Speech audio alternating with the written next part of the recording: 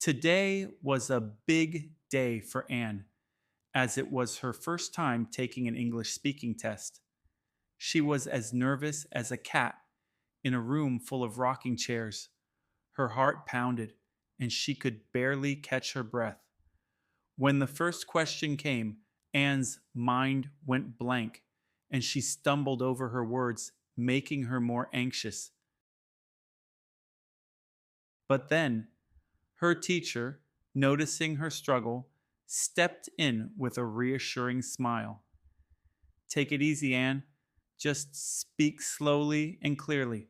You've got this, he said.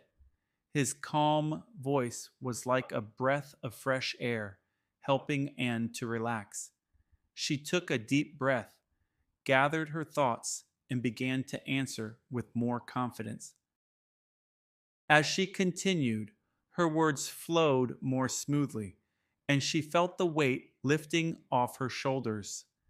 By the time she finished, she was feeling much better about her performance. When Anne received her results, she couldn't believe her eyes. The score was higher than she had hoped for. Her face lit up with joy, and her teacher smiled proudly too. It was clear that Anne had conquered her fears and come out on top. This experience taught her a valuable lesson.